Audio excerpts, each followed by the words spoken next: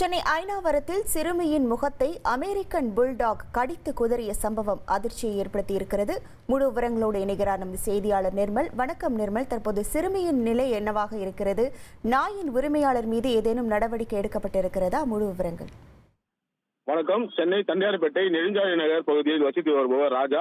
இவர் நேற்று காலை தனது மனைவி மற்றும் 7 வயது மகளுடன் கடைக்கு சென்று வீடு திரும்பியிருக்கிறார். அப்போது வீட்டின் உரிமையாளர் கீழ்த்தளத்தில் தனது வளர்ப்பு நாயை வைத்திருந்திருக்கிறார். அவர் வளர்த்து வரக்கூடிய அந்த அமெரிக்கன் புல் டாக் என கூறப்படும் அந்த நாய் 7 வயது சிறுமியின் முகத்தை எகிரி கடித்து குதறியுள்ளது. இதை எதிர்பார்க்காத ராஜா நாயிடமிருந்து போராடி தனது குழந்தையை மீட்டுள்ளார்.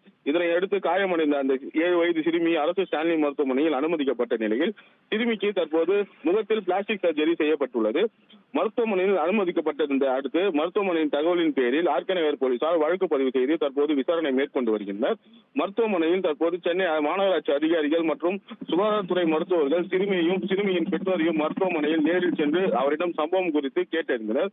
மேலும் நாயின் உரிமையாளர் ஜோதி என்பவரிடம் போலீசார் தற்போது நாய் வளர்ப்பதற்கு அனுமதி ஆவணம் உள்ளதா என விசாரணை மேற்கொண்டு வருகின்றனர். இதனைத் தொடர்ந்து சென்னை மாநகராட்சி அதிகாரிகள் நாயின் உரிமையாளரிடமிருந்து நாயை பறிமுதல் செய்து புளியந்தோப்பில் உள்ள நாய்கள் காப்பகத்தில் அழைத்துச் சென்றனர். உங்கள் விவரங்களுக்கு நன்றி நிர்மல். இனி செல்லும் இடமெல்லாம் செய்தி. தந்தை டிவியின் வாட்ஸ்அப் சேனலை ஃபாலோ பண்ணினா செல்ல இருக்கும் இடமெல்லாம் செய்தி. இதோ QR கோட் இப்பவே ஸ்கேன் பண்ணுங்க, ஃபாலோ பண்ணுங்க.